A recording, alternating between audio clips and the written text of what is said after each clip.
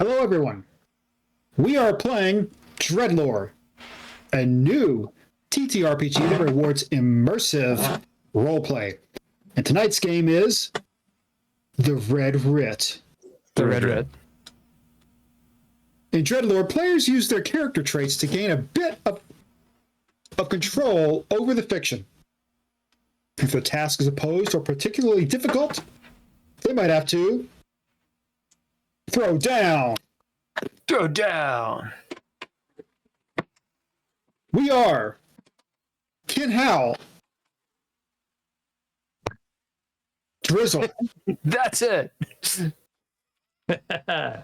Andrea Elliott-Johnson, That's me. Daniel Holker, and our That's arbiter you. tonight, Bill Bunkum. They say. Tonight's music is done by all lowercase letters Only the lowercase ones. and Mr. Interrupt. What? Our Patreon peeps are Nostalgic, Nostalgia. Natalia Cline, Natalia Cline. Tim Roberts, and Daniel Holker. And we'd like to thank Couchfire Media for media production. Thank Trois for whatever they do. And tonight's sponsor is Broccoli. Now, Mr. Arbiter, a brief recap, if you will. My Ember mug. The battery is no more. I need a new one. So, if anybody wants to help a brother out, this will help a brother out for Christmas. Is it electronic? Shoogie boogie boogie woogie. I've never heard of it. What do you guys want for Christmas? Drizzle. I don't know. Don't you tell me that. I don't Andrea? have All the things. World Okay. peace. Ken, I also want world peas. I'm the only person who's going to get an Ember mug. Holker? Battery for that Ember mug. The Ember mugs have it. Actually, supposedly, I cleaned it with alcohol. Supposedly, it's... Oh, shit. It went down to 5%. Oh, well. I need one. So, the last we left our group of investigators, you guys were in the realm, the dimension, the shadow dimension, called the Gloaming, where all manner of bad things are, including creatures, a.k.a. vampires. The world is a vampire.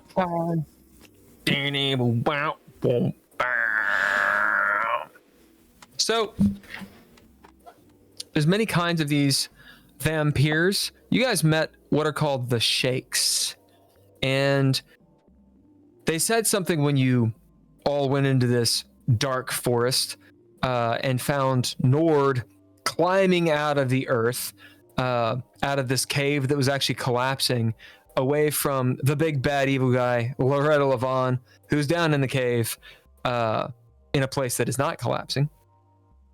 In the trees, there were these vampires, shadow vampire things, and they all have red eyes, and 4 of them comes down, and they say something right before they do.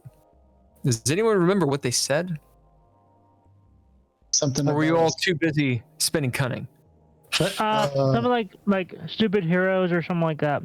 Yeah. Who? So.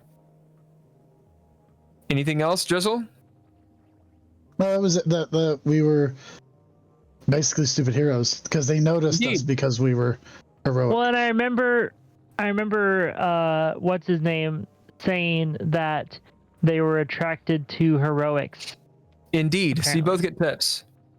Indeed. So you found out a piece of lore about these characters, these Shakes, these creatures, that they are attracted to heroism, to bravery, which means is that because we're all glittering? bright. Our souls are burning bright. No. But I wouldn't answer that question even if it was the case. Uh-huh. What it is, you realize from them saying that and from talking to this shadow man, fog man person, who has not given you his name, they are attracted to heroism. They would leave cowards alone. Interesting. So, going to what Ken said, that's probably an after-hours discussion or something to talk about in-game. As in to investigate specifically those ideas, because that has to do with the lore, but also very much has to do with your present situation. So that's why I don't want to answer the questions. But that's the right way of thinking. So, for anyone listening, sorry if you're lost. We've been playing this game over a year. The main points are they're in the dark shadow dimension, and down below them in this crevasse that is slowly collapsing and would collapse if it weren't for Nord's magicka, his runic magicka that he's feeding with sanity and blood. Down in there, there's a chamber that has 6 sacrifices, seals of binding, which Nord I don't think counted, and Loretta Levon, the big bad evil guy, who's siphoning off their energy and is doing something. You guys haven't really figured out what she's trying to do. Some things that have been floated around to raise the dead god Lavas, who is, as you look over your shoulder, maybe 100 foot away is a mausoleum covered in runes, clearly the red Writ.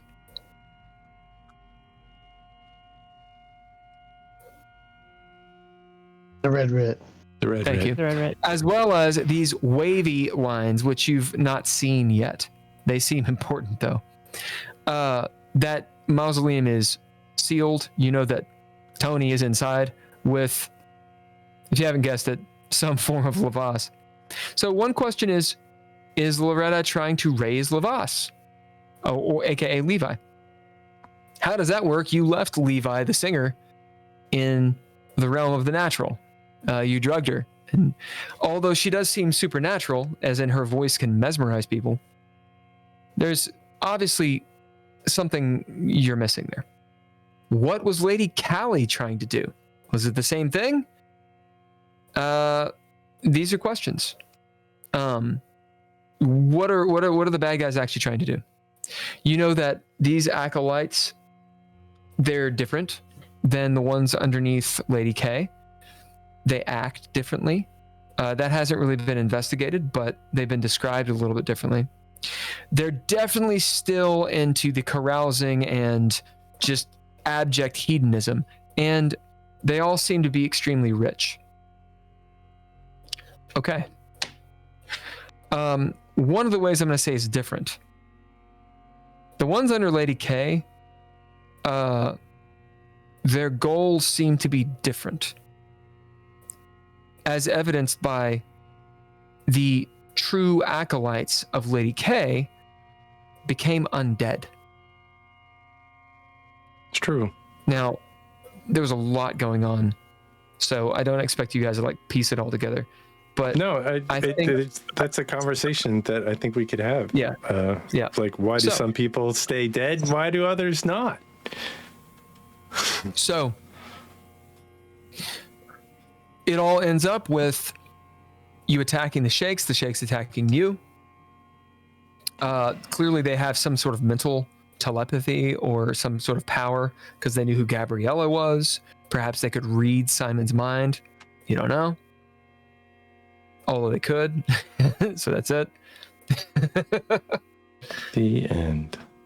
You met with this fog person surrounded by crows, and he helped you.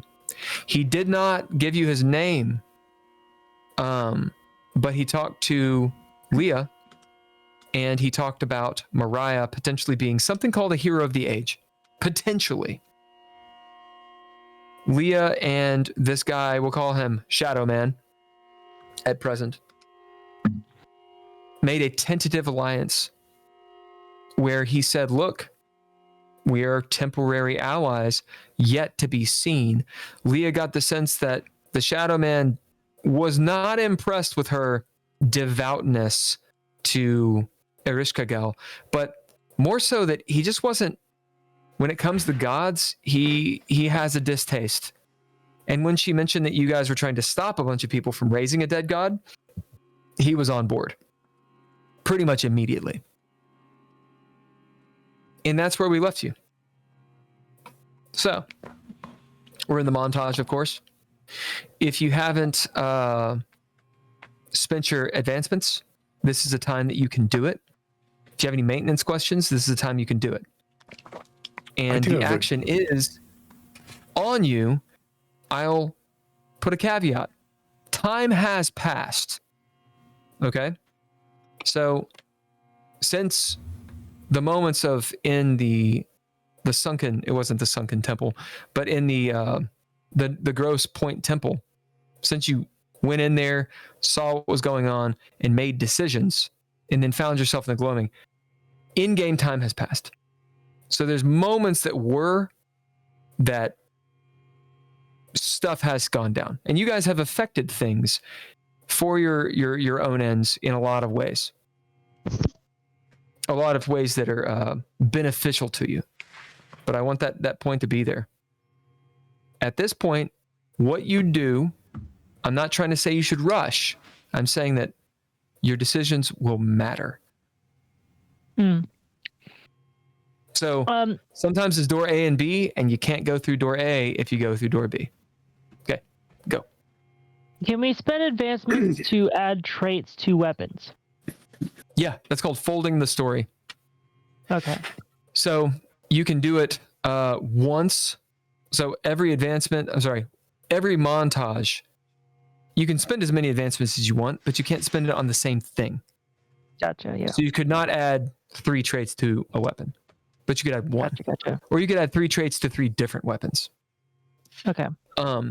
Yeah, so folding the story, remember when you do it, that extra die type goes up by 1. Okay. So instead of so for instance, if I did that, instead of being 2d4, it would be 2d6. No. So it's not the damage, it's the extra die.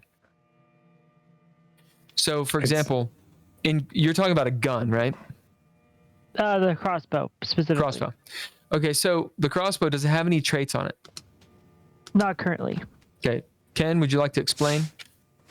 Well, it kind of helps you with hitting something. It doesn't do more damage necessarily, but it does help you obtain additional successes. So if you bid the crossbow and it only has like a D4 on it because it doesn't have any, if you bid that as equipment, it would have a D6 instead of a D4. Okay. Or now, however many traits, exactly. And each trait you add. So the idea being, when it comes down to gaining successes on an attack, anything that goes over the threshold is damage. So it is extra damage, potentially. But it's extra damage by successes, not by the number you roll. So a damage die is whatever you roll, that's how much damage it deals. Mm-hmm. And then any successes over the threshold deals extra damage. Does that make sense, Andrea? Yeah. Okay. So, for instance, now that it has a trait, I would get like an extra D4 onto hit. No. If you bid it. Okay. Yeah. A D6. It starts out at D4, right? So it would be a D6. Gotcha. Right. Okay. Cool. But you could add that. I'm going to attack them, and then, you throw down, you only get so many. So it's like, well, I'm going to bid my, whatever weapon you have, and then you roll the D6, and that'll give you additional success. Okay. Cool. Gotcha. Perfect. And so the trait, I don't know. I would count it as a trait. I added to it is found in the gloaming. Cool. Yeah. Glomified. Globified. Yeah, so But does that have folding- additional if it's gloaming wood? That would give it or is that something specific? those are just special traits. So traits is the wrong word. So adding a trait to something is something you can bid, meaning you can bid your equipment, bid your ninja gear. Yeah. And that gives you an extra die. You can do that on a turn, you can do that twice. And you can do 2 abilities because you're tier 2. Gotcha. Yeah. All right. But you can't bid the same piece of gear twice. I mean, nobody's tried. If you have, If you have, I mean, I have a couple of, I have an artifact, I think, and it's not an artifact, but I've put a lot of traits into. You got a relic. Or no, it's not a relic. I actually don't know if I have a relic, but I have a lot of near relic. I have a couple of my jacket is near relic, and I think my camera is near relic. So I've never tried to bid it twice in one turn. I usually try to bid the camera and something else. 2 different things? Are you saying that it's possible to use bid the camera twice in one turn? because technically, what you do is you bid the camera, and then you bid a trait on the camera, because you're not technically bidding the camera twice. You're bidding the trait of the camera on the second one. All right. So are you ready Interesting. for my? Are you ready for my crackpot theory? Yeah. I think I might be totally off, but I have a idea that I just came up with. So I'm thinking, because we were kind of suspicious as to whether or not Lady K really wanted to help raise Lavos or not, right? Like it seemed like there was some kind of ulterior motive. So here's my thinking: they want to raise Lavos, not for the sake of Lavos themselves, but because Lady K wants to take over Lavos's immortal body. Because she wants to be immortal. Yeah, I think that's truly immortal. I think that's true. I think Lady Callie was trying to get the power for herself. I agree. I also think that I don't know. I mean, it seems like Loretta is, I always thought they were buddies and partners. We're on the same page. Maybe Loretta, now that Lady Callie is gone, is gonna try and get that for herself. Because when I was down there, she was like siphoning off their energy, I think. I mean, I didn't look that deep into it. I didn't want to stick around because she vaporized these people. I mean, they were there and now they're missed. So it was scary shit.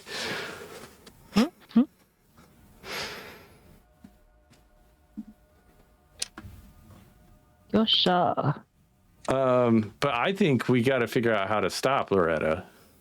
Oh, real quick, Leah, I think maybe you could give one of those keys just in case we get separated. Because I think that's the only way out without perishing. Fine, I'll give. Who wants it then? Who should we draw straws? I mean, I would love a key, and you could give it I'll to take me. one. Well, you only have 2. I think if we get split up for any reason, 2 of us should have one. But Just out of if you know how to curiosity, use the key, I feel like Drizzle or myself, or Drizzle, I don't know who the fuck Drizzle is, but He exists here. The Drizzle is everywhere. Simon deserves. I think it's Simon or myself because we're both alive. I will give it to Simon, because I think you at least have some means of getting out in the worst case scenario. no, I mean, point of clarification, question. maybe. How are we going to get split up if we're all stuck here and encased in this invisible wall type thing? What's there to split up? I think I hear something, but I'm not sure what it is. That's a good point. What are we gonna do about rescuing Holger? Tony? Yeah, we should rescue Tony. I mean, I think he's fine. Bang on the outside. I think we he's actually have probably no clue fine. what's happened to you at this point. Yeah, no, we're pretty you know, we don't know what's going on with Tony. But I'm sure that should we rescue Tony? Because if we do, we'd have to open that door, and I don't know what's there. Opening that door was a bad idea. That's what Crowman said. And that's what I was just saying as well. Okay. I might have an idea, but I think that this little route that I have created to get back to go ahead, Loretta. You did not see Tony. Tony evidently took a bath in boiling oil, and his skin was basically coming off him. Tony's not Tony anymore. Well, I knew that. I mean, I didn't know about the oil, but yeah, Tony's not Tony. And I look at Leah. Tony's not Tony. Leo, you'll see actually Leah get like a very serious face. Don't bullshit me. I know you had to have walked right by it when you went through that door. So are you saying that you're not Leah anymore either? I don't know. I am, but I know that I died. But beyond that, I don't really understand. Do you mind if I take a look at you? I mean, in a plutonic way. I mean, I'm sure that you know. Rebecca snarls.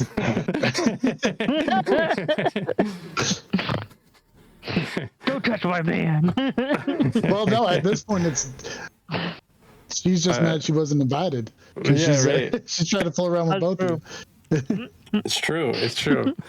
Like I, you know, would do it a very like a gentleman. Like you know, you've gotten some sticks, but I saw what was going on in the hallway down there. That was something. Do you feel okay? I mean, is everything move all right? I think so. Arbiter, come back! No. Can you you know, here, do this. You know, move your arms. Like I'll start. Maybe I'll check for a heartbeat. See if you're warm.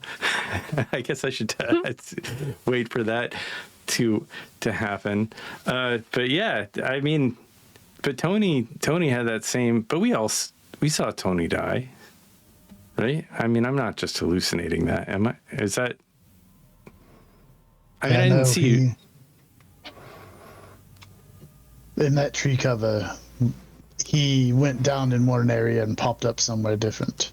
With but the magic considering he made Gabriella light up with me earlier. So Nord is checking me over. What does he find? Like when he tries to check my heart. How are you doing it, Nord? I mean, you know, gently. And carefully as to not piss off piss off Rebecca Foster. Yeah, because he doesn't know that Rebecca tried to sex up Leah. Truth.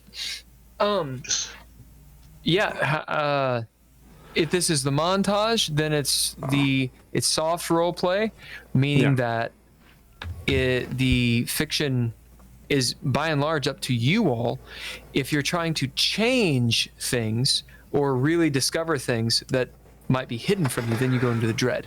Well, I was just checking for heartbeat, normal things, temperature. Yeah, she has a heartbeat. Put my hand on her, And do you have any wounds or, anything that, you would share with the hospital if you went in and you were feeling sick? Like anything that's just bleeding? It sounds like Tony was Kentucky Fried, so I don't think Tony and I went through precisely the same process. Or perhaps it has to do with the specific entities that brought us back. Because Tony was brought back by Onus. What was her name? Onus. Onus, yeah. But Areshka gal sent me back. I don't know if that makes a difference or not, but I mean, it's kind of like you're a much nicer version of what happened with Marcus. Maybe I don't. But like Marcus, I think we killed like 2 or 3 times, and he kept coming back. And maybe you've got like early stages of that. I mean, we don't know how many times Marcus died before he turned into whatever. So what you're saying? Are you saying that I'm going to come back as a freaky crab monster? Well, maybe not this time or next time, but eventually. When I don't know if that was Arishka Gel's doing or Levos's doing.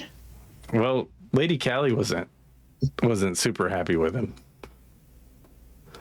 I don't know if any of this is Levos is doing exactly. Maybe I'm wrong, but it seems like these people have mostly their own motives. I agree. But I meant they're working under Levos. Levos is the Dark Dreamer. And that's what we were originally told, that they were trying to bring the Dark Dreamer into this world. Yeah. Now, I would buy that Loretta is trying to bring Levos into this world. I don't think we should actually say that name now that I'm saying it out loud in the gloaming. I think that there's something about like when you're in a place that is sort of beyond like this, if you start saying the name, it kind of attracts them to you. You'll note the Shadow Man. He's sitting there like there's a crow on his shoulder and like several still fluttering through the trees. The crows actually will be like squawking and like squirrels would fight each other, like fighting the shakes that are still up there. As the Shadow Man sits there or stands there, and he'll be like smoking a pipe or something. And Nord, as you say what you just said about names, he kind of like looks up and has that Aragorn moment where like he stokes the pipe, it lights up his face, and the nod he gives you is a confirmation that what you're saying, at least he believes in. And can I spend a narrative point to say that we hear a knocking coming from the door of that temple? Like a pounding on the wall? Yeah. Yep. Okay. So should we... I'm not sure how long this will last, and I look down and I'm concerned that it's not going to last long, this little tunnel way out. I'm concerned about that. I again, even though you stabilized it, I don't know if it's the safest way. How in the world are we going to get whatever Tony is back? Because he's... Well, how about this? I think I could help you with opening that door over there, but I can't be in 2 places at the same time.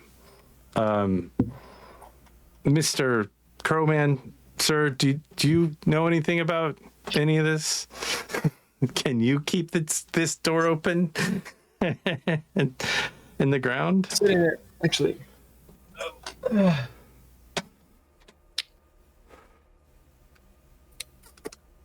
He's sitting there, toking the pipe.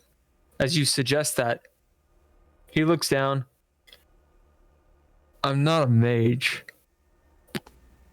Well, I'm not a mage either. I just sprinkled some different potions on it to kind of keep it to stay a little longer. I mean, there was very small amounts of magic involved with that. If Tony is alive and Tony is on the other side of the door and it's only Tony, he technically can open the door from the inside. Oh yeah, well, I believe that. It's just you can't open it from the outside, and if it's open, when I noticed when Rebecca and Leah came out, there's like a button that automatically shuts it outside. Oh. Shadowman speaks up. Did he know that? That you could open it from the inside? Probably not. But we can go tell him. But the thing is we don't want... If there's something alive in there with him that got free, we don't want it getting out. Well, I think that sounds great. I think you should go tell him. I think I should stay here and continue working on these circles of protection. We'll call them, to keep this area reinforced, because we'll need 2 keys if I don't, because we'll get trapped on the inside over there or whatever, and we won't be able to get to this pass for Loretta. So I feel like I should stay here and keep this pass open, because we won't be able to get back. My question is, if we have these creatures that are around here, they knew Gabby was my weakness. If I go over there and start talking to Tony, how do I know that's actually Tony on the other side to tell him to open the door? I don't know. Ask him something only you guys know. And Mariah and... Who in this world would know about Gabby? We didn't mention a word about Gabby when we got here. Well, I kind of had a feeling they were, showing you what you wanted to see. Right, but how did they know that? They must have known that by somehow getting in my head. So if I ask him a question, they'll know the answer because they can get in my head. You wear your emotions on your sleeve, man. It's not that hard. So you're saying go by my gut feeling to see if it is Tony or not? Yeah, I think so. And maybe bring our new friend, the Crowman, with you, and Mariah and Leah could stay here. That way, we all have keys just in case we get separated. And you say there's a dead god in there with him? I don't know for sure. That's what Leah said seemed what happened. So you were in there? I was at the top of the stairs when he opened the sarcophagus. Look, man, Simon's alive. I know he's alive. I'm alive too. We're all alive. I am alive. I'm right here. Was there a name on the sarcophagus? Levos, I think. Yes, we were told that's what it was. Do you know who Levos is? The doctor. Not outside the not out of the context of what they've been saying that she is. But that I don't know how true what they've said is. Well, she sounds like a lesser deity of some sort. I don't have any direct knowledge of her. But usually dead gods are dead. Well, we think that they're trying to... Could they be... Realived. Reanimated. The thing is this. Can gods be put to sleep? Oh, yeah. Because they've always referred to her as the Dark Dreamer. which implies she's merely been sleeping, maybe not dead. Well, even dead gods are really sleeping. They're called dead because they don't have any agency. Well, they're chanting a lot about, them. I'm not going to say that chant, but they're all chanting this thing over and over and over again. He looks over at the mausoleum. Now, there's definitely a place of power. You can tell by that as he points with his pipe. You can tell by those runes on the side. He's looking at the wavy ones. It's definitely a place of power. The mausoleum was built on a place of power, probably so that it could keep this Levos in check. You've opened up the sarcophagus. You've broken the seal. Well, who knows? Well, hopefully Tony doesn't poke the bear. I mean, I think just opening it up is already too late. I think it takes a droney chant and some blood. They got this they got this big field where they were dropping all the bodies, and it was a whole thing. I mean, it was big. Hundreds of people are involved in this, I think, or at least 50s.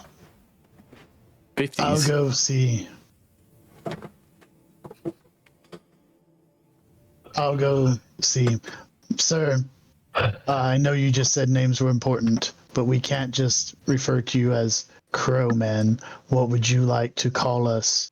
And it doesn't have to be your real moniker.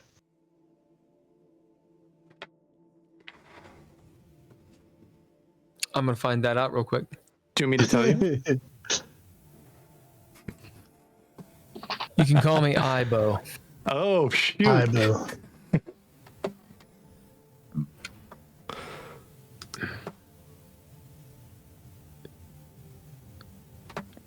Ibo. It's nice to meet you, and thank you for helping with the shakes. I'm going to go over and see if that is our friend in there, and hopefully not die. I'll come with. As he walks past, following Simon, he's looking at the runes that are sort of glowing around you, Nord.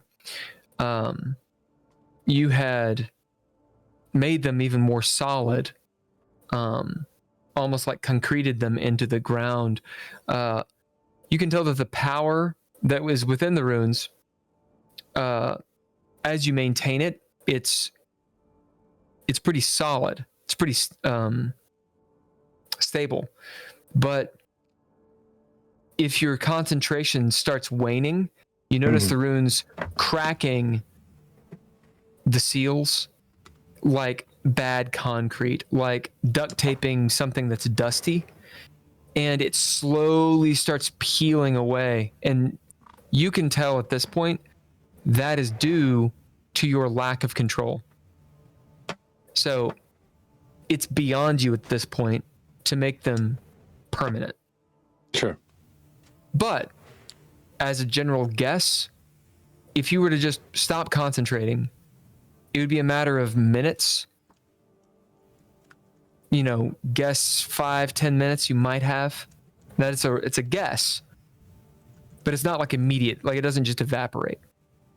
As in, you've stabilized these way more than they should be stable at your control. Well, I think I should stay here, because I think this is, if we do it the other way, we'll need both the keys. But if we do it this way, we might be able to save a key for next time. I sure hope there isn't the next time. Leah, where are you going? Leah? Your mic's off. Yeah, I'm going to the crypt. Okay.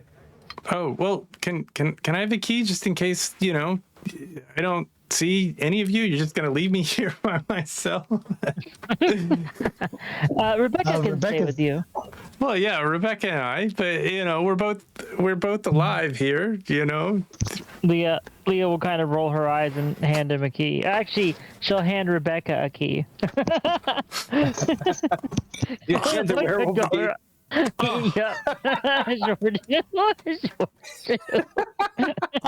Well, Rebecca, you gotta stay close, man.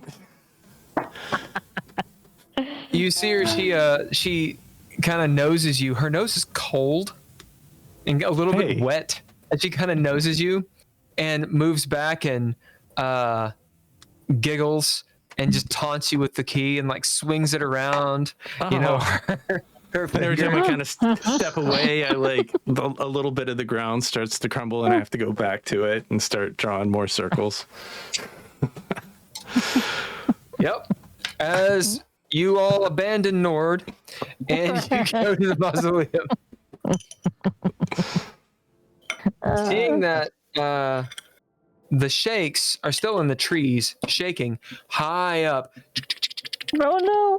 You can still hear them up there, but, and you know, pestered by crows and such, as you all make your way to the mausoleum.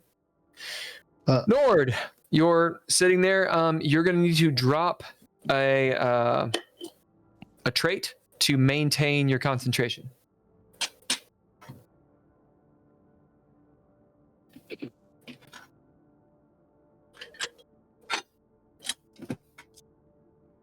You are muted. You're muted now too. I will bid the scroll of runes, which I have a gross control of now. So it's probably I'm kind of getting the hang of it. The control is irrelevant at this point. It's simply just to maintain concentration. But I see what you're saying. As you bid the knowledge of the runes, and it is a little bit easier for you to. You're redrawing the runes a little bit, the ones that are cracked. You're like, oh, that one has a dot over here and almost like a Chinese character, and you correct them. Yeah. You know what might help, Rebecca? Do you hear any water around here, or liquid, or anything? Are you bidding Rebecca? Yeah, I'll bid Rebecca. You guys cool with him bidding Rebecca and going into the Dread? This is fine, I guess. Well, I mean, no, I think. Actually, I'm going to change my mind. I think we'll just stay out of the Dread for now, because I feel like once we go into the Dread, I'm going to start having to bid like every. You're right. few seconds. You are 100% right. All right. So that's the push and the pull of staying in the montage where it's floaty, but you don't have control. I want to stay in the montage and just hold on to doing my circles within the mausoleum. Tony, Simon and Mariah have moved past you, so this is a little bit before. You're standing at the sarcophagus of Lavos. Looks like King Tut's sarcophagus, except it's Lavos instead, and it looks like it's made of marble, extremely heavy. As you see Leah running by. I can see them? Right. Yeah, this is prior. We're going back in time. Oh, okay. Sorry. This is what happened. As the door shuts, they're gone. As you're sitting there, what do?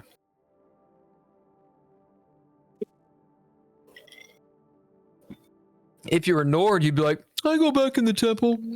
I don't open it. I build an igloo.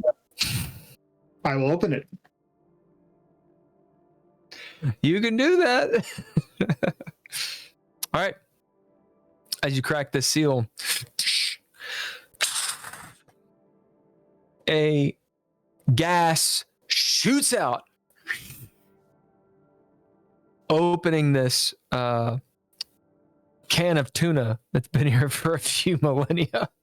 Well, it doesn't really affect me because I don't breathe. No, you don't. As this green custard gas fills the place, you note that there's a disturbing feeling on your skin, what's left of it, as you see your skin sort of boiling a little bit here and there, but it doesn't otherwise affect you. Maybe some of it drips off. I will pick up some of my skin that drips off, and I'll try and put it back on, and just for appearances, right? Yeah. I'm kind of vain. You do. You see in the sarcophagus, I'm assuming you look. Yes. Within and on the underside of this sarcophagus hood are many runes, all written in long form. Think of Elder Futhark. It's kind of what it looks like. They glow brilliantly blue, almost blinding you. And then all over the sarcophagus, like a red ribbing filled with blood, or filling with blood, the red writ over top of it. The red writ. Thank you. Red Writ. The red writ. All right, everybody gets a pip. Distant screaming. The sounds of people arguing, of fighting, clanging of swords and axes and shields, as you're hearing the spell that was cast and what was happening around the spell. The smell of blood is heavy in the air, which you don't smell, but you can maybe taste it in your mouth. You don't smell it because you're not breathing.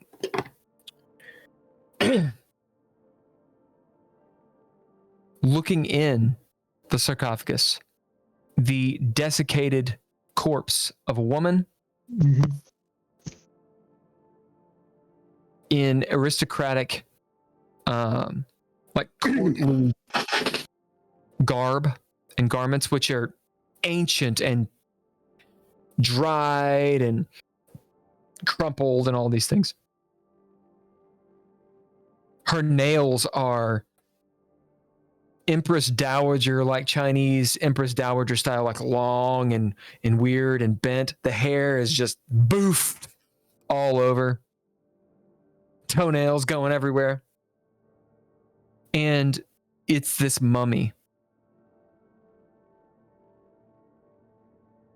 As the mummy's eyes awake in a flash of golden light, there's no eyelids, or the eyelids that were there just sort of flake off. So her eyes are just like, oh, right? With pupils that shrink, and her eyeballs, her energy eyeballs, turn to you as she starts to get up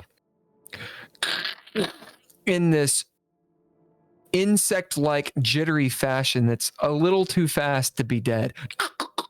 She's standing up out of the sarcophagus.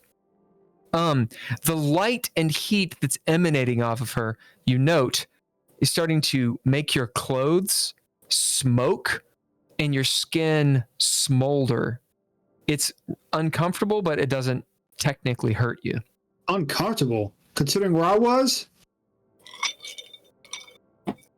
You went to like an easy bake oven. That's where you are right now. It's like it's an air fryer. I am breaded, okay? At this point, you hear at the top of the stairs, Leah going shit, and trying to find a way to open up the door. Yep. And in fact, Tony, you get a flaw called Kentucky Fried Breaded. As Lavos stands up before you, the sarcophagus cracks in half. There is something unhinged about her, something insane about her as she reaches out and grabs you by the throat and lifts you off the ground and throws you against the far wall.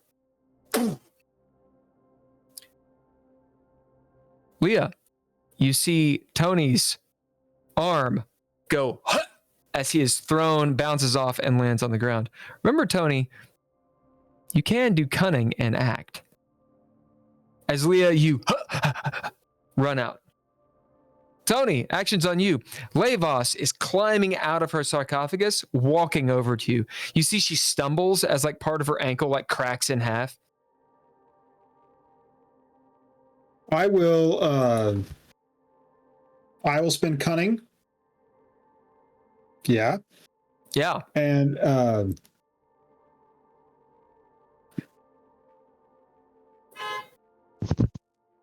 I will take out my 38 special. Yeah. And realize that it got fried. Probably doesn't work. I mean, who knows?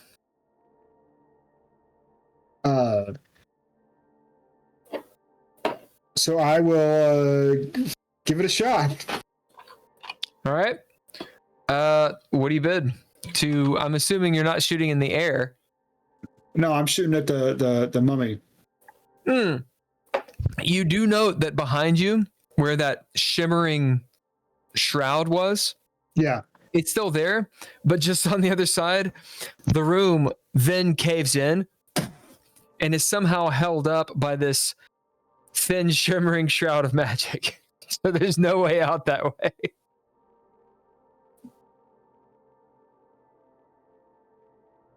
I will bid Mantle of the Chosen. Oh shit, good bid. As you point this gun that's been fried and breaded, we're going to say it's been fried and breaded. Mantle of the Chosen is perfect. Who are you chosen by? Onus.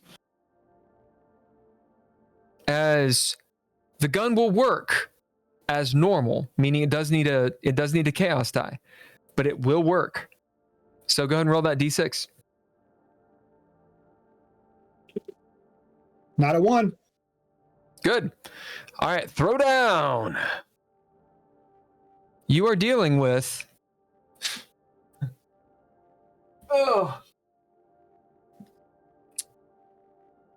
I opened directly to it. A legendarily epic foe, by the way.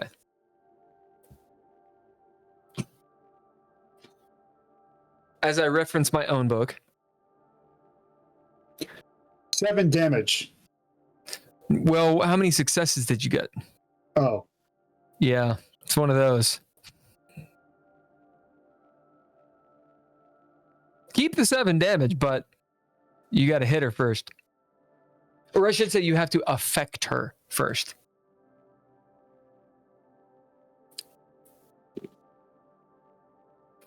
You know, if you're starting a fight, Nord's going to be here any minute. He's going to find a reason to be in here. 3 successes with a 10. All right. That flare means what, Drizzle? Flare means he recovers one of his traits that he expended. Or proficiencies. A little. I don't know if anybody said, but it is a new scene, so you've got everything back, Tony. Oh yeah. Yep. Sorry. By the way, you can do whatever you want. You can use all the proficiencies, all the ninja gear. You got all of the abilities. This is Nord like seeping into your head. I'm resetting it now.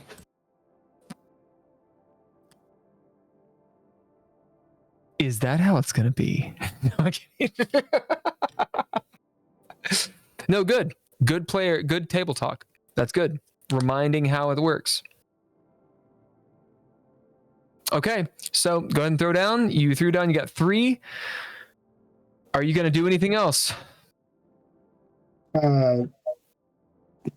She is legendarily epic. Yeah,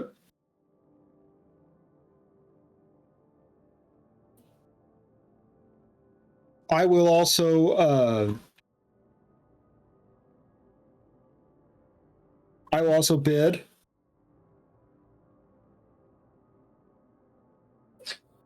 So you've bid Mantle of the Chosen Shooter. Yeah. You threw down. You can do abilities, 2 of them. You can do 2 ninja gear. If none of it works, you can drop breath to go to limbo. But I would wait on that. Yeah.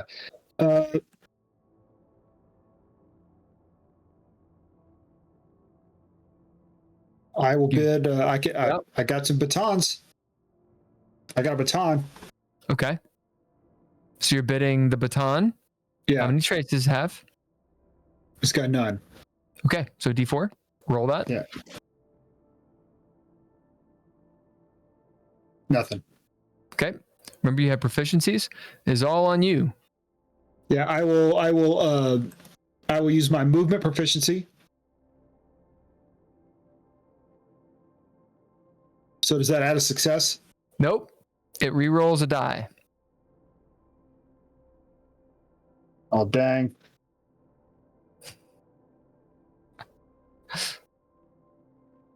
Nope. Nothing. All right. And any more ninja gear? You got 1 more, and you have 2 abilities. I've got abilities. Yeah. I will bid.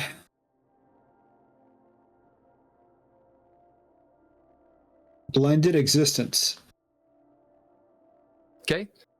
So remember, all that you're bidding, remember it, because you're going to have to fold this into the fiction of how it works. So how many upgrades do you have on Blended Existence? 1. Okay, so that's a +1. So you have four successes. All right. The threshold is 5. So you need at least 1 more to go to limbo. So you need another ability and another ninja gear. I'll bid my Rosary Bead. How many traits does it have on it? It's got none. Okay, you need to add traits to those. Roll a d4. This is how you should advance. Advance your ninja gear. Nothing. Remember, if you get the proficiencies, I would drop those for ninja gear. And then I will bid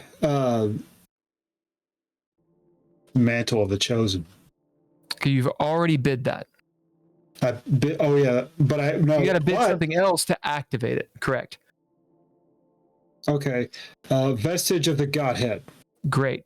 Okay, how many upgrades do you have? 1. So you're at 5. You're at limbo. All right. Now, if you want to go to a clean success, do proficiencies to re-roll the dice that have not had successes. Okay. Forget that. Instead of Vestige of the Godhead, because I'm halfway there, I'm going to bid Prayer, which has 2 upgrades. All right. That's what I'm talking about. Clean success at 6 successes. So that means you have a +1. Now, your damage of 7 + 1 is 8. But before we get to do that, Tony, out of all that you have bid, what is the scene that unveils before us?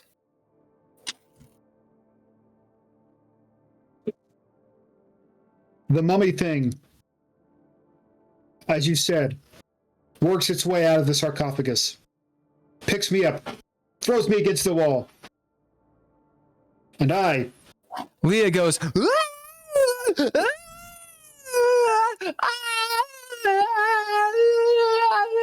and then finds a way out, right? yeah. Okay. And then I look to my side, and I realize that embedded into my leg, there is my 38. It's embedded up to the thing you spin, right? And so I pull it out. It's like a natural holster, but it's like a wound. Yep, but you remember your baton and all these other things. Yeah. Okay. And my baton, it didn't fall. It didn't fall off of me. You want to know why? Because it was fried to me. stuck to me. Right? And so I ripped that thing off. And it's got some of my skin on it. And I use my baton, I hold it up with one hand to steady the gun with the other. So I can get that mummy thing's head in my sight. And you But pray. I'm still not done. No, indeed. Because as I'm doing it, stop for a second. And I pray to Onus. Say, Onus, I don't think you want this for me. I did something for you. So help me out so that I may do more for you. Boom! Boom. As you shoot, dealing a total of 8 damage. Is that right, Drizzle? Yeah. Yep.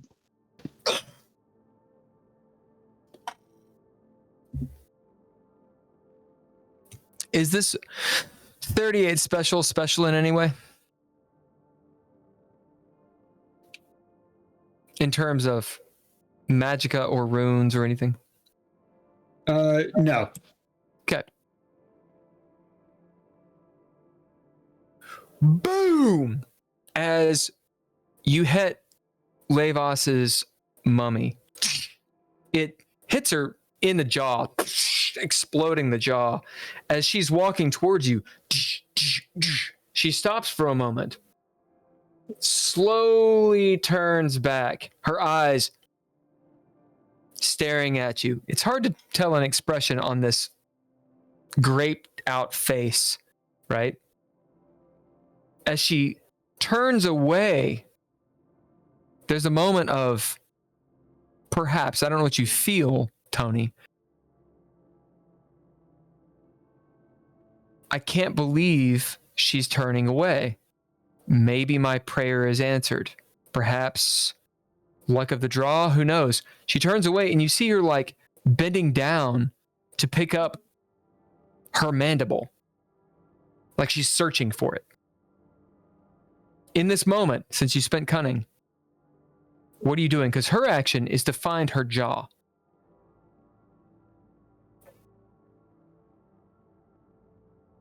Let me describe the scene really quick. To your right is this wall. It's a magic wall. Beyond it, you can see that the room has collapsed. You could potentially go through it and try to climb over top the debris. Maybe. Although you know that exiting that wall burns you alive. So maybe not a great idea. In front of you is Onus, is Levos, turned around, looking for her mandible. To the left, like just over your shoulder, as you've picked yourself up, is a stairway where Leah went and the doorway to exit the mausoleum. What do you do? I'm gonna go out the stairs. You do. You get to the door. What do you do? I open it. As you attempt to open it, do you push or pull? Push. As you push, you see runes. New runes! Just woke up Levos runes that close the door, sealing it. As you start down below, you hear the shuffling and the grunting of an angry mummy. Outside, the rest of you, Sans, Rebecca, and Nord, get to the mausoleum door, hearing...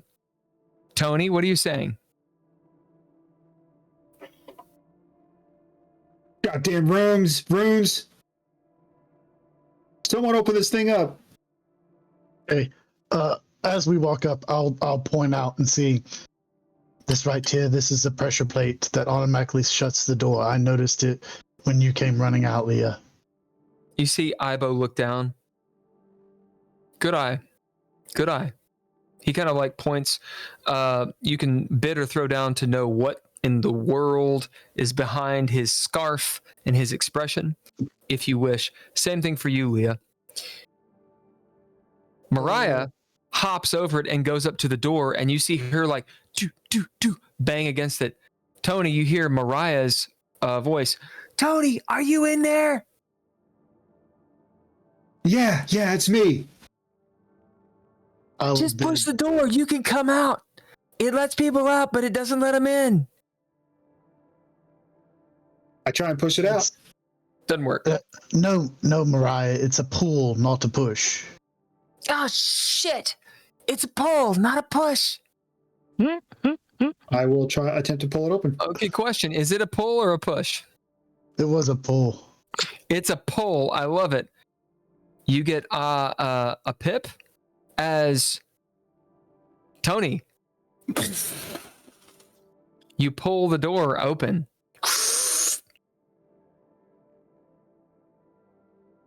And I get out. Hilarious. Bid or throw down, Simon. Oh, sorry. I bid cop. He is impressed.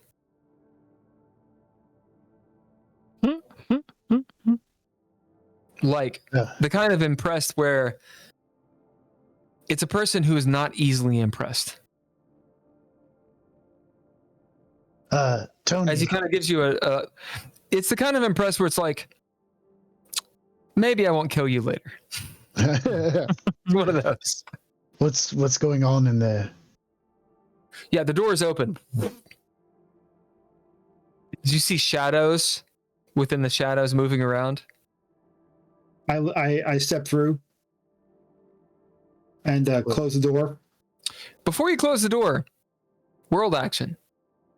Nord, you can bid or throw down to gain a sense of the words that are spoken. I'm gonna bid. Gonna bid Nord sense. Make a sanity roll. Everybody.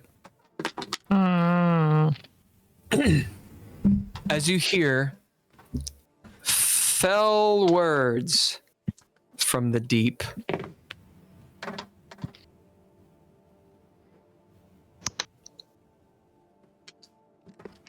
So threshold on this is, we're going to say 3.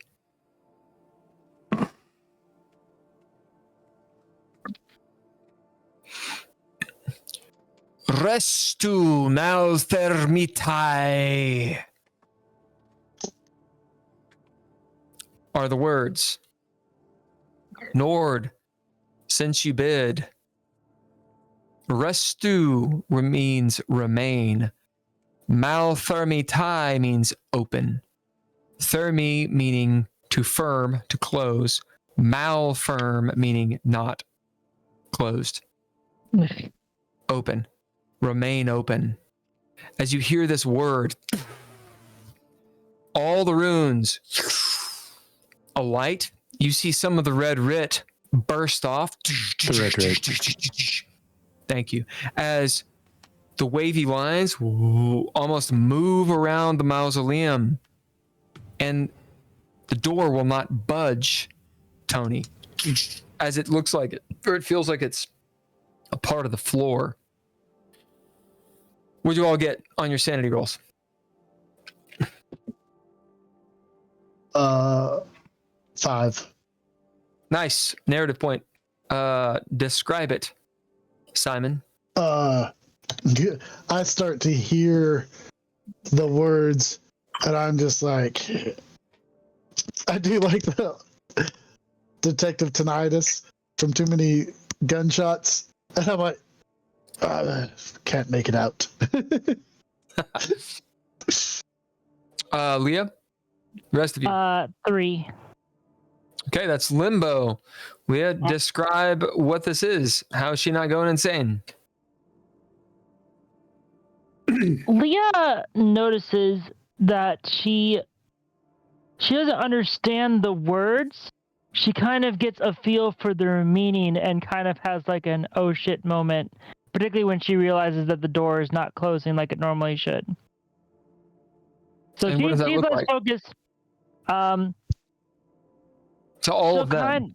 yeah. So when you hear the words, Leah will kind of get like a scrunched look on her face, not understanding why she kind of gets what they're saying, and then as soon as those runes start, alighting on the on the tomb, her skin will actually go a little paler. Yeah. I love it. Nord? Is this magic? Oh, yeah. 5.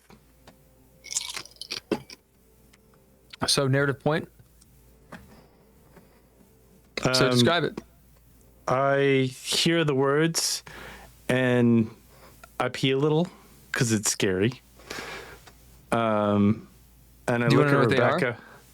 Yeah, no, I know what they are. You said remain open.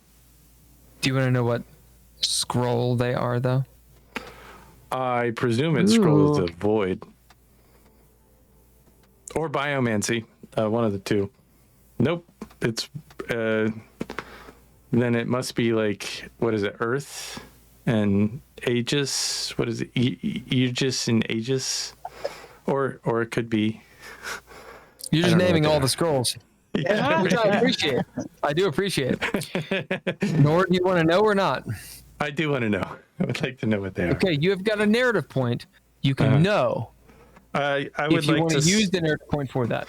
I would like to spend a narrative point because I've been studying throughout this entire campaign runes Gotta have to do with this. Go on. and circles, and I've been reading in Grimob's book and really any literature I can get a handle on. Certainly about Levas and searching just through pages and pages and pages. Yeah. Not even paying a whole lot of attention. So it just, and I have Child of the World. I know 5 languages. You don't have to do anything else. Yeah. What do you want? I just want to know what kind of magic is it? Okay. With that narrative point, you can know. Mm-hmm. So, words of power. Oh shit. Well, fuck me. Can I spend cunning? After the world action, yes. Okay. For this is the world action, and that would be an apt response. As Nord, your butthole tingles. You pee a little as you hear the words of creation. Yeah. As in godly language. Tony, you also have to drop sanity, so what did you roll? I got a 3, but with flair. Nice. So you get your flair, which is what flair does. Do you remember? Mm-hmm. I recover an ability. Nice.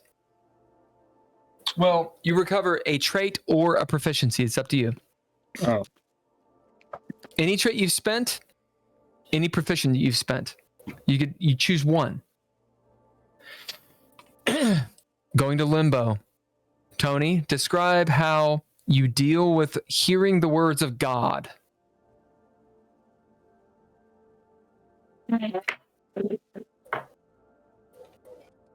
I start to twitch and to worry and wonder if these words that I'm hearing are if I should act on them or what I should do with them, and then part of my brain that would make me run and flee or do something really, really irrational is dead. What does Leah see? As in, Tony, what does Leah see? In terms of me, Yep. Leah sees a man who definitely has the voice of Tony, but might as well be a breaded chicken at this point. Okay. I mean, parts of him looks like a chicken nugget. Tony and Leah, since both of you hit limbo, hearing these words, remain open. Restu malfermitai. You two get to decide which flaw it activates in you. So think on it. Make it good. Okay? And that is a part of your next action, the next turn. So fold that flaw into your turn. As for Nord and Simon, you're able to slough off this chaotic wave of energy, learning something from it. Simon, you sort of ducked and covered. You felt immense energy pulse from the mausoleum, and it burst parts of the red writ. You know that whatever Lavos just said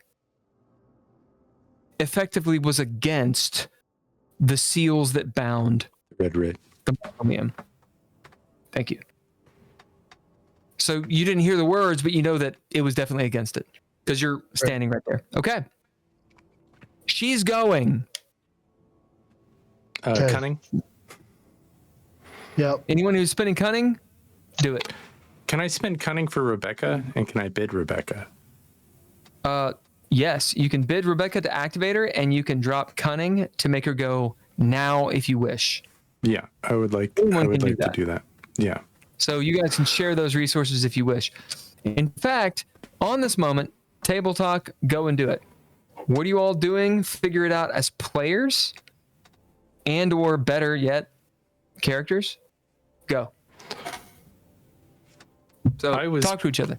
I was planning on cutting myself and putting my blood over the runes that I've been creating, and then yelling at Rebecca to pick me up and carry me to you guys as fast as possible. I have a couple of ideas of how to shut the door, potentially.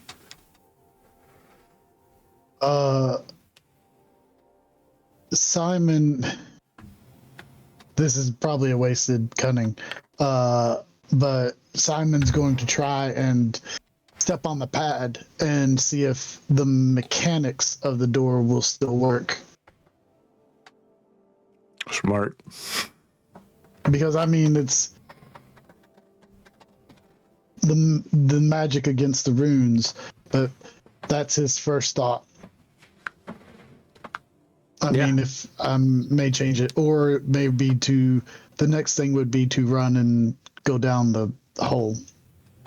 Yeah, I think staying outside is a good idea, but no, I mean your hole. Oh yeah, well, I mean, I think that's a good idea, but I think if Lavos gets out in the gloaming, I think we're all kind of fucked. I think that's a real bad. If we can keep them sealed in, you know, that's just, we just basically opened up a can of fucking terror. Leah? Fine, it's all fine. Leah will go and she'll start trying to push on the door to try and close it. Pull. Or pull on the door, yeah, I guess. I'm gonna change what Simon's gonna do. Because Simon saw the red writ disappear. Yeah. Red writ. He knows about, because his blood got pulled away into your magic. So Simon will probably try to reopen that wound that he had and try to put the red Writ back. That's interesting. Interesting. What's Tony up to?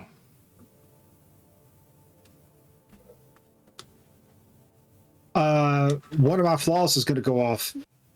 Yeah. Yeah, exciting. so I'm not going to be doing much this round. Well, you can still do something. It just has to be. Well, are you doing the cunning or no? No. Okay. Yeah, it's probably maybe that's just for the best. If it's a Well, you flaw. can do whatever you want. You Yeah, just it's true. You can do it just cunning. has You to have all the be- cunning in the world. Well, no, I mean like even you don't have to let the flaw just do it. It's Yeah. whatever you want to do is just altered by the flaw. So it has to have part of that in it. That's definitely fair. Yeah, so I will spend cunning to say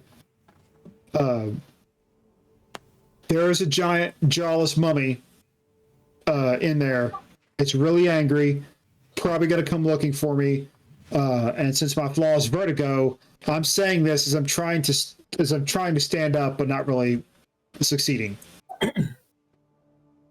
All I right. think that's brilliant. You all dropped cunning. I'm assuming Leah didn't say anything, right? Anything? What? Oh yeah, Leah said she was Oh, she going to did? pull the door shut. Awesome. Okay, so you all tell me who dropped cunning. Go. I'm gonna drop cunning for myself and Rebecca Foster, and I'm gonna pull out my dirk really quick. I'm gonna cut my hand across the top and drip some blood over the runes and say, Rebecca, you need to take me over there to those guys right fucking now. Roll a d6 drips. chaos die. Yeah, drip some blood on there, and All the chaos. so hopefully that'll keep this portal open for a little bit longer. I get it. That is a 2. Awesome. Describe it. Well, I'm just kind of drawing and I'm kind of tripping out a little bit and having a good old time and maybe making little noises, ooh, ooh, ooh, with it, something like 70s, maybe a little disco. Just because I disco's alive at Nor, baby. I don't care what anybody says.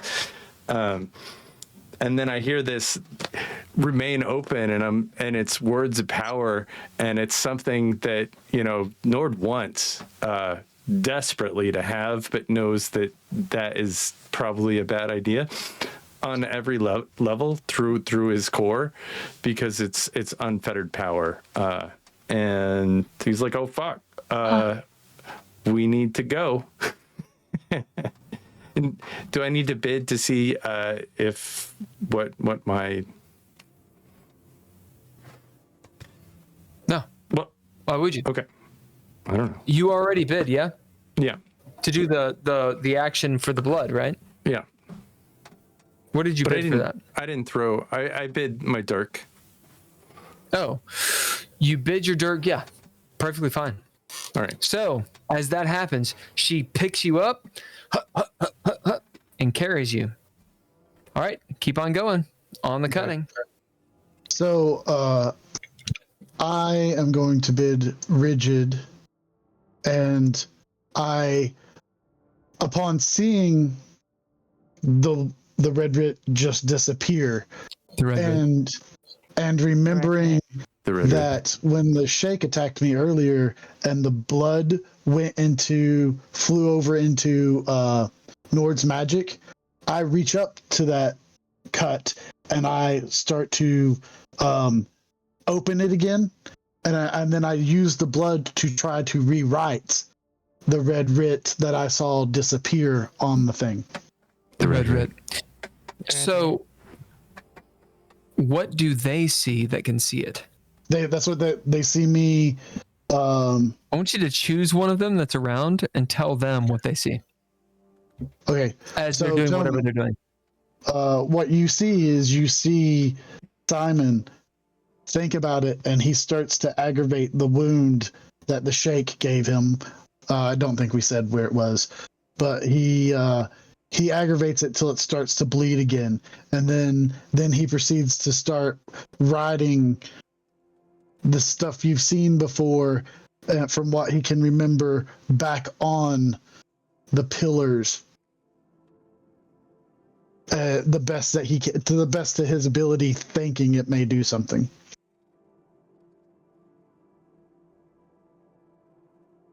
I love it. And what are you bidding? Rigid, because I'm literally opening up a wound, so I'm trying to be tough. And you're writing runes. Yes, in blood, because that's what I saw. Okay. That's what, yeah. Nord, you start to round the corner. We'll figure out if Nord sees you doing this or not. That'll be up in the air. Simon, roll a chaos die, D6. Anyone else with cunning? Go. So I spend a cunning to go to the door and start trying to pull it closed. And I will bid probably I'll bid soldier for that one. Okay.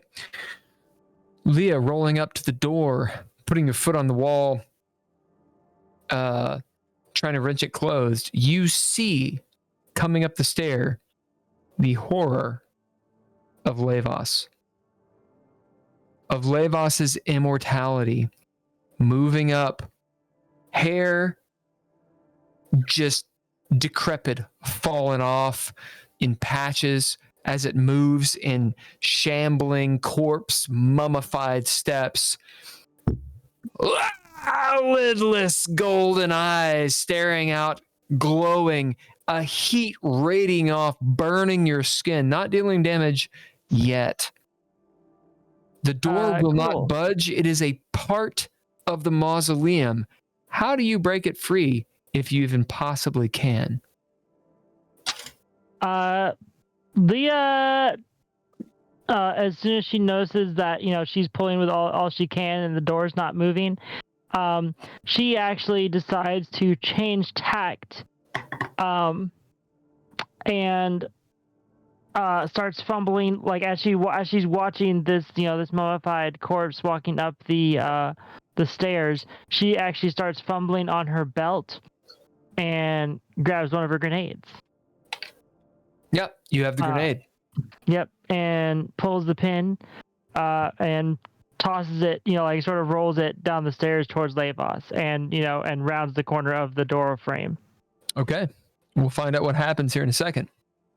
Yeah. Go ahead and roll damage, though. We never actually really established what the damage was on that. On a grenade, it'd be 3d6 plus 1. Okay. Anyone else with cunning? Yeah, so my flaw is vertigo, and I will start to warn them of the horror that I shot in the face. But as I do that, I just fall, like on my side, and I can't get up for a minute. Where are you? Probably a bit behind Leia. So within the door jamb, or on the steps, or where? Behind the, but you fall down and roll down the steps towards Levos. What? No, I'm up beyond the door. Okay, so you're on the outside. As you fall down, and that happens, you have a turn. Yes, you fall down, but when you take a turn like this and you're dropping cunning, you have to affect the fiction. So you've told them stuff. True. How are you changing the fiction?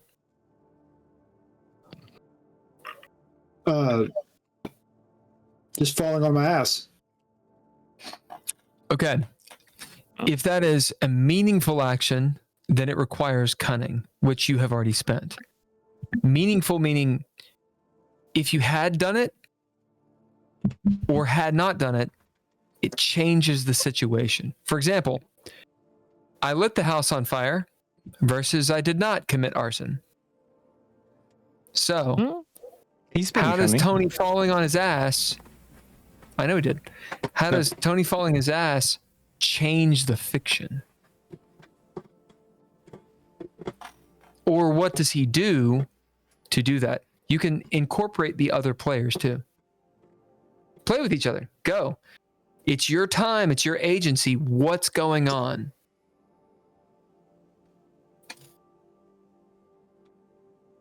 By telling them of the horror that awaits, I'm changing the fiction. Fair enough. As all of you that are there and you hear his voice, Tony, describe your voice as you're describing this horror. Tony speaks with Tony's typical intonation, but significantly raspier. Almost like his airwaves have been burned with oil from the inside. As you hear his voice, the retelling, almost like a campfire when you're like a child, the horrors of the forest, the fear that is in his voice of the imminent doom marching up the stairs gets into all of your bones as you realize, you being heroes, there is a thing in here, whether it is for good or evil, you don't know, but it is great. It is formidable. It should be taken seriously. As it goes. Leah, roll a d6. Chaos die.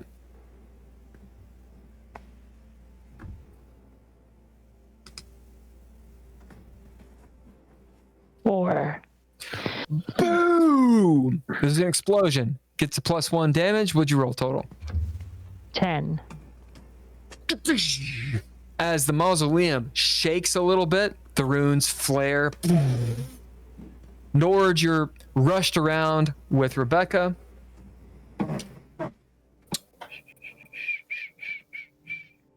Say 10 damage.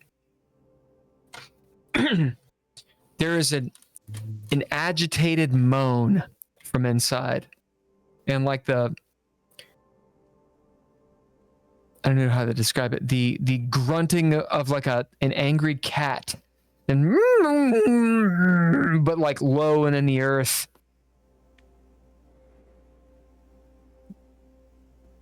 Of anger. As Leah, you duck out. You notice Tony down on the ground, shaking, looking around. Nord being carried by Rebecca around. He's like holding his wrist that's bleeding. You see Simon holding his neck, bleeding, riding on the side. Nord, did you roll that chaos die? Yeah, I got a 2. Okay. As you come around the corner, you see Simon riding the red Writ. The red Writ. The red Writ. With his blood on the side. Red. Simon. I know I'm going roll heavy, but it's dramatic.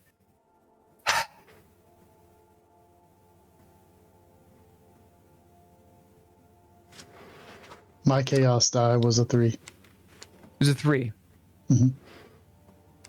Simon, as you write these runes as best you can with your own blood on this mausoleum, you feel a sympathetic connection. Nord, you coming around, see what he's doing with his own blood.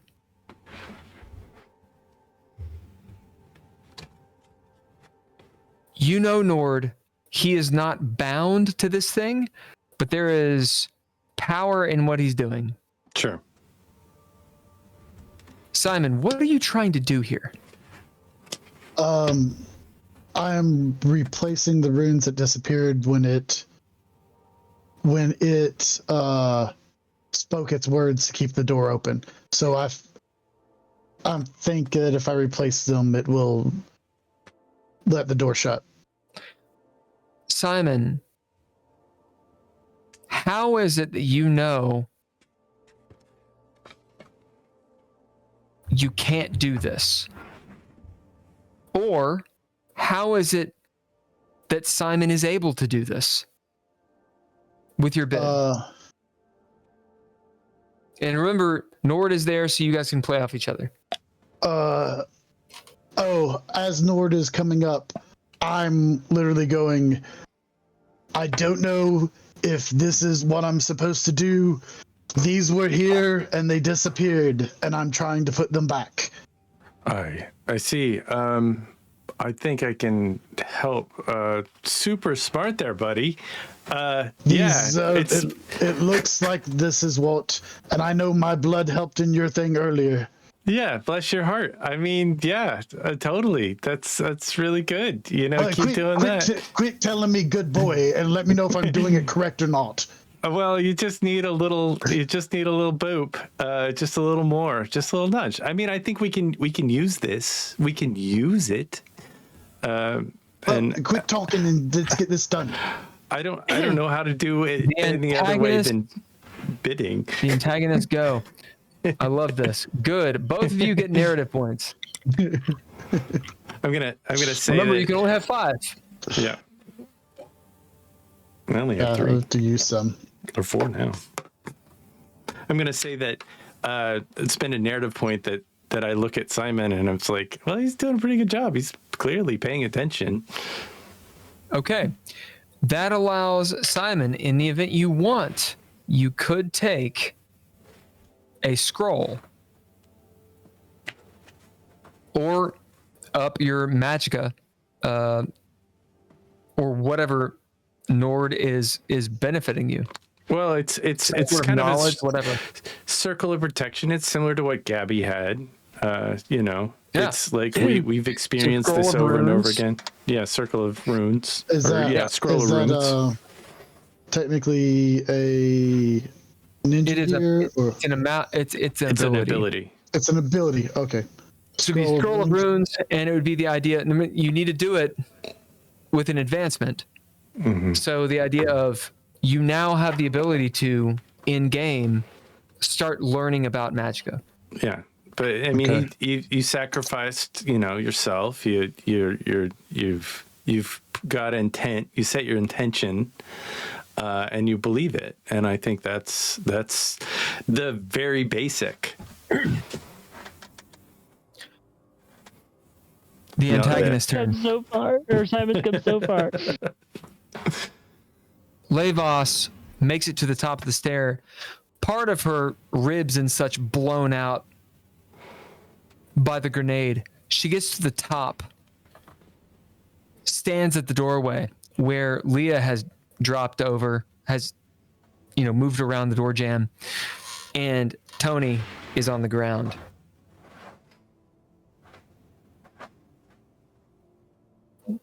For a moment, her hand on the door holding it, her other hand on the door jamb, she steps out into the light, quotes, of the gloaming.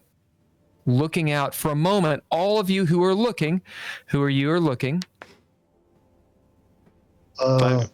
looking. Or better yet, who is not looking? Raise your hand. I am focused on doing this. Does she make noise to draw my attention? Yeah, she's a mummy.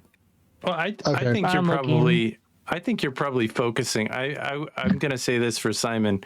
I think if you're believing this scroll of runes, you're looking at the scroll of runes. You're not looking at her. You're doing a thing. You made a choice. Yeah. I don't think you're looking away. Well, because that's what I was going to do. I was going to say that I was focused on that. Great. So anyone who's looking, for a moment, you see Levos in this decrepit, fucked up form. In the weird violet light, you see Levi, like 1990s style, like Total Recall. If you haven't seen that movie, you totally see it again. that claymation like move over her face as you see that is who she is. As she looks up at the light, she's got eyelids and everything. And with the eyelids and with the golden light in her eyes, she looks like a god. In a moment, you see her dress like a pharaoh's helm. The dress is in full color. She's standing there. She's seen Bram Stoker's Dracula and the gold gown he's wearing. She's standing there in this regal topaz and what's Azraelian? No, not Azraelian. Amethyst. That's purple. I'm thinking of something blue. What's something blue, Andrea? Azure gems and such, and golds and silvers as she's standing there in this opulent moment. Yeah, Azure rays Taken of light. aback. Huh? Oh, Azure rays of light. Do.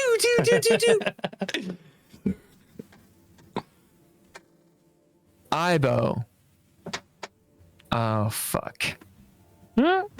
Behind you. As you see him taking great concentration as he pulls out an arrow very slowly. It's going to take several rounds. Who knows?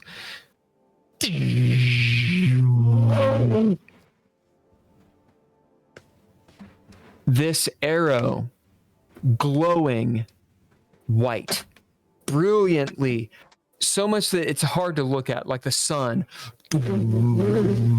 As he definitely needs time. As Levos, after this moment of reverie on her turn, surveys you all for a moment, steps out as you see what was a figment become reality. She's halfway in the mausoleum, decrepit bone person, halfway out. As her turn is going to end, she says, "Whoever awoken me, I will pay greatly." As you see, her hand appears, dainty nails. Think of Stargate, the movie. She looks like Ra, very Egyptian. Jewels, ding, ding, ding, ding, ding. The jewels quake with magical energy. You will become followers of mine. We will reach across the stars. We will rule once again. You and I. We will take, she points to the heavens. We will take what is ours. The second queen of earth. We will be immortal. We will be great. Come with me. As she delivers this promise, all of you make sanity rolls. Yeah, fine. I knew it. Here's the catch. You don't have to make a sanity roll if you accept it. Player turn. Go. Oh, nice. I'm gonna bid something really quick. This might it's called on your player turn, you can bid it. I'm gonna For it is now your turn. It's called Murmurs at the Door. Dormamir. Yeah. It gives us a few seconds. It gives us a few seconds back. It's kind of like a redo. So okay. So this has got to be on your turn as a player. So you have to go first for them. Right. That's between you guys, and you describe to them what happens. Right. Well, I'll roll my sanity. We have to make a sanity roll, right? Well, let me roll sanity real quick, because I think this only affects me, because this is what I'm bidding. Do it. So right now I've got 3, 5. I rolled 5 for my sanity. Okay, so don't take the turn yet. Everybody roll sanity first. and I could actually make that higher if I think I need to, but It should be as high as possible. oh, is it high as possible? Is that what we're doing? All right, that's funny. Yeah, All right. she's legendarily epic. Right, I got you. Oh shit! I am throwing down some shit. Oh shit! Well, that was bad, but I'm gonna do that again.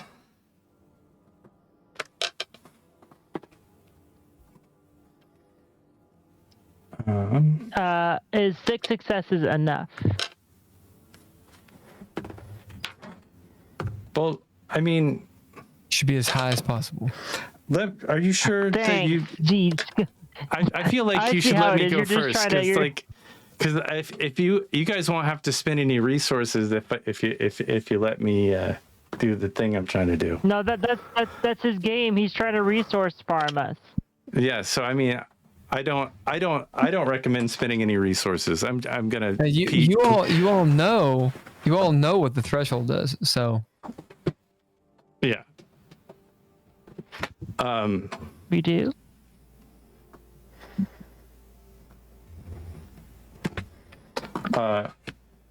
The threshold is 0. Because I'm gonna do something. Or I could threshold be is not fucking you. 0. Ken is full of misinformation. That is not true. It should be high as possible. This is a god. It is true. It is And a god. yes, I'm trying to resource farm you. Of course. I'm up to trying you. to save your resources a little bit. Go ahead and go. I mean, if you can do it, you can do it. But if you can't, then we still have to spend them. Okay, so this is how I'm going to say it then. You all have to decide, and then you take your turns. Meaning, Ken doesn't get to go until you guys have decided what your sanity rolls are. Oh, So okay. do your sanity rolls, and then you get to do what Ken's doing.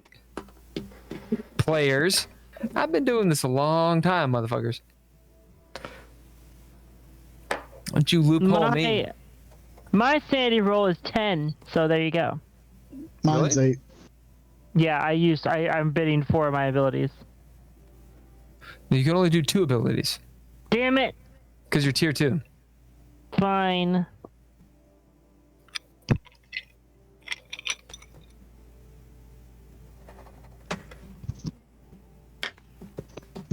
Well, then it's gonna be 8. Okay. So we delve into the mechanics of the game, which is great. I love this point. Levos says what she says in cinematic fashion. What I want to know from all of you, before you start trying to undo what she's doing, what is your sanity? And this is the purpose of this. I want to know what your character does. Now, mechanically, if you fail the save, something will happen. If you beat the save, something will happen. I want to know what you do. So tell me. Go. Mine is 8. You see, as she's saying this stuff, Simon starts moving faster because he's trying to get this done as quick as possible to try and fix what she broke. Keep going.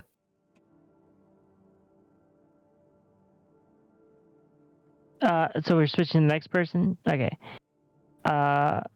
So mine is 8, and Leah, as she says that, will pull out her crossbow and say to her, well, I don't, I'm assuming that's enough, 8 is enough to pass. So Leah will essentially say to her, fine. Anyway, Leah will say to her, that's nice, but one god is enough for me. And I'm already chosen by a Reshka gal. Okay. My sanity is at a 2. And I failed. What do you say? What do you choose? What do you do? That's the point. It's not about the numbers. The numbers are not about what you do. The number's about what happens to you. I'm talking about what you do. Yeah. I wake up, or I stand up. I say, yeah. Yeah, I'll do what you want. I'll do what Onus wants. Yeah. I got this. Yeah. Okay. Nord. I'm going to use my ability Counterpoint to activate my other ability, Murmurs at the Door, to give me 2 to 4 seconds back, of time. So that is going to be specific. Yes. Okay. Yeah. But I got a shit ton of successes. I got 12 successes. Okay. So that's what you do. As all of you are doing what you're saying, responding to her question, do you follow her or not? Sounds like a bunch of no, and Tony says yes. Rebecca.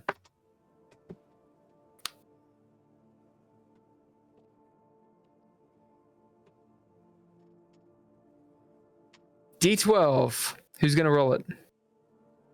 I'll roll it, I guess. Who's calling it? I'll call it, I guess. Do it. High or low? Hi. So why not? Nope, it was low. Oh, can I spin an expression? No, you don't need to. No. You get upper hand, or she gets upper hand on this. Oh, Do it okay. again.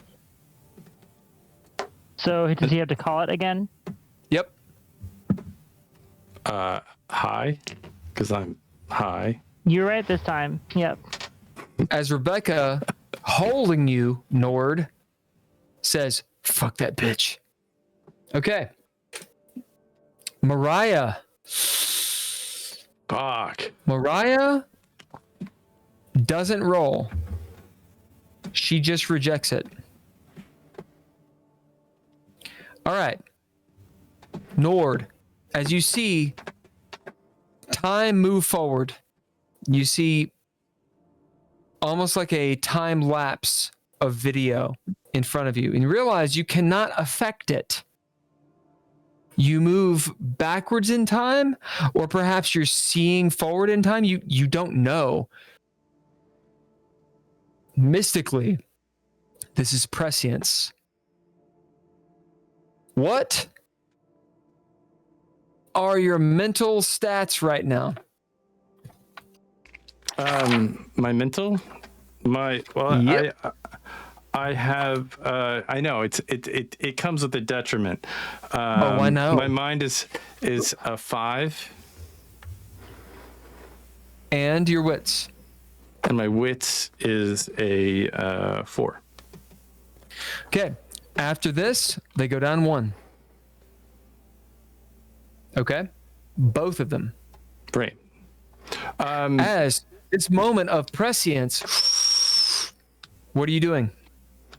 Well, basically, being So high. none of that has happened yet, according to you. Being high most of the time does allow some benefits for the astronomer. I am looking at so many. I just cut myself in a big fucking way. There are these fleeting glimpses of the near future, and you know how I was like, oh fuck, oh fuck, oh fuck. At one point, I realized that I was not gonna fucking make it. Like we were, like. Levos was just gonna to walk through the threshold and all hell, and it was beyond anything that we could even pretend to want to do. That we were on a level of loss, and that this would be the end of who we are as we knew who we were. And this is kind of I'm having this short little conversation, and I pull out this ring, and I'm looking at this ring. It's Levi's ring, and it's. I look at Rebecca Foster. I'm like, this ring is bad. She's. Everyone else is in. We're running. No, we're not running. We're running towards. Nope. She's done. You have prescience. Right. Everyone else is in the moment. You are outside of the moment. Right. And I pull out the ring, Sure. and I throw it down the stairs, and it bounces down the stairs. And I want to spend a narrative point that it just ting, ting, ting, and then it hits the wall, and then it bounces down, ting, ting, ting, and it's like rolling and rolling towards. What's your goal? Towards, I want the ring to get to go as deep into the. What's your goal? It's Levi's ring. She cares about the ring. I know what it is. What's your goal? I want Levi to go back into it. I was gonna have this whole moment, but I guess I can't do that. No, I want you to have the moment. I just want to know your goal so that we can know what's going on. My goal is the So we shiny don't go down shiny. It's the shiny shiny that. Yeah, the Levi's she sees the ring kind of bouncing down, so she doesn't walk out as fast. The goal is to delay her from walking out the door. All right, that's the goal. Now describe how it happens. Well, I pull out the ring, and I look at it, and I look at Rebecca, and I was like, I don't know where we're going, but some bad shit's about to happen. Would you throw this ring as deep into that temple as you can through the door, and I'll get you a ring, like a real one, if that's something that you're ever interested in, or not. But just do this for me and whatever you need. All right, mechanically, no, she cannot act because you're the one who has prescience. Okay. However, because it's funny, sure. As in the moment, she throws it. Okay. And this is just before we turn the corner and arrive. So the goal is to have Levas walking up the stairs, super angry, do that roundy roar, and all of a sudden there's this little tinky little ring, ting, ting, ting, bouncing around her and just past her and through down the stairs.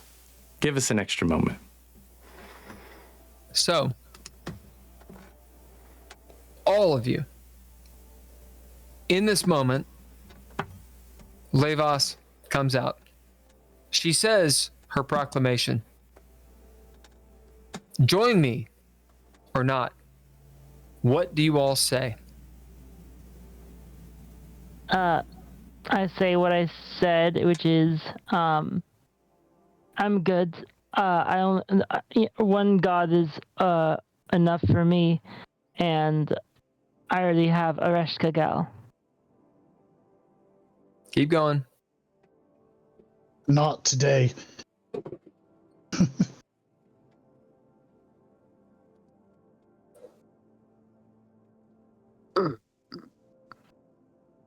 What have I got to lose? Yeah. Yeah, I'll do it. And they'll also serve Otis. And Nord, what do you say? You lost something there. You think you should get it? As you see her turn, ding, ding, ding, as Rebecca Foster has thrown this ring and doesn't quite know why. Ereshkigal, in the world, looming over, you hear Ereshkigal, Ereshkigal, Oh, fuck. Ereshkigal. You see Levas almost pushed down by the name. Looking around, she hears the ring. My ring. She turns back, moves into the mausoleum. You see her go behind and down the stairs. And those of you that are close hear someone falling down the stairs.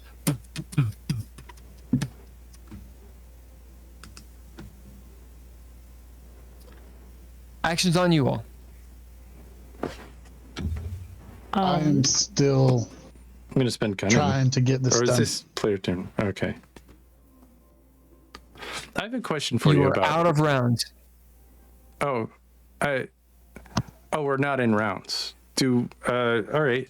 Well, I think you've got Simon. I think that you're doing it right. I think let's. I hate saying this, but I think we all cut ourselves and make some runic circles, just like Simon's doing, and I do the same. And we got to shut this door. I don't have any words of power, guys, so we're just kind of winging it. We got to figure out a way to shut the door. Now that she's not there, can we try it manually again? Someone step on that plate I showed you. Leah steps on the plate.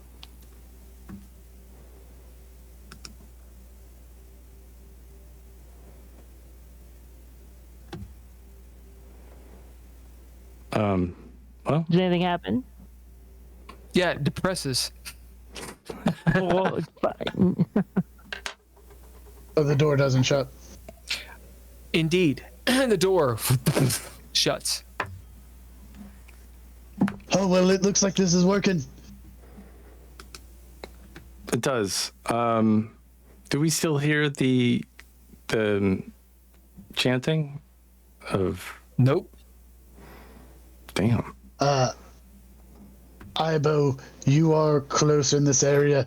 Is this all? Do we need to continue doing this or what? As he stops with the arrow, he kind of pauses, obviously confused. Well, I don't know what you're doing. It looks like magic to me. But she seems to have gone back to her grave to me. Yeah, let's just seal it up. I think we take the next few minutes to seal it up, and actually minute, because I actually got to go. I think our way out is that way. So you just keep doing what you're doing, and I'm gonna make one more bid. It worked in the past to activate my scroll of runes to get us back in dread for 1 second to put a little seal on the deal. You're definitely in the dread. Yeah, as you make sure that those runes still are active. All right, actions on all of you. Now you're in the montage. What are you all doing? I'm gonna run back to where I was. You get there. And keep the door open. Okay. Do the runes that I'm doing alight at all? Yeah. Oh yeah, with Okay. your blood and everything. Absolutely. Okay. Yep. As it steals up, Oh. but I guess whatever happened, you're not sure what happened, but it seemed to work. If you cheat on the test, you still pass. Leah, Ryan nods. Good idea. Leah will actually take another one of her grenades out and quickly sort of attach like a little string, or not string, but something. She'll attach something to the door somehow, so if the door opens again, the pin on the grenade will be pulled out. Okay. Go ahead and bid whatever you want, and that will happen. Improvised. Everyone make a note of that, so if we get stuck down there, we don't open the door out. Fair. All right. Actions on you all. I guess the only thing now is to try Nord's hole.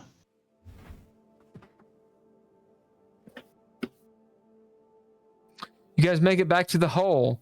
Nord is there. Well, that was fun.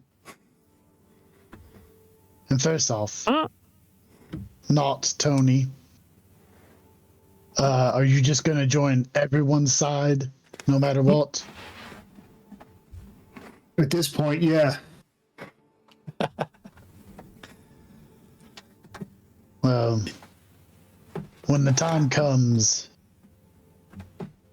you and me may have some words. What are you gonna do? Kill me? Figure some way to stop you. Fry me? I think we just have Tony go first. I think he volunteered. Good job getting out. Are you just real quick? Are you on against Loretta Levine? We're all on the same page here. We're against that, right? Yeah. I mean, I think, totally against it. I think Onus doesn't like Loretta. Yeah. Onus is great. I serve Onus. I serve Onus. Good. Yeah. Some others. All right, what do you all do? Well, I guess we all start going down the hole. Wait, we should come up with a plan. I don't know how to. Let's. I feel like we should say what we know about her, and you know, if there's any weakness, or if there's anything that we know about the past. I mean, you're a resource, Tony. What do you know anything about Loretta from your days of being a security guard? Or being a local, at least? Or what about you, Simon? Do you know anything about her? I do not. Like I said, this is a field that I did not have any dabblings in. I think she's pretty great. What? Huh?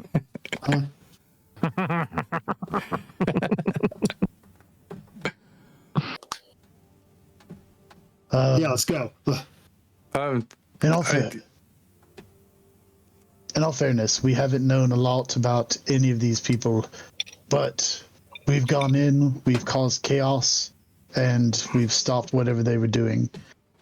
I don't know how much it takes, but I think just disrupting it is enough to get the job done. I'll take a bump of Coke. My last one, I think.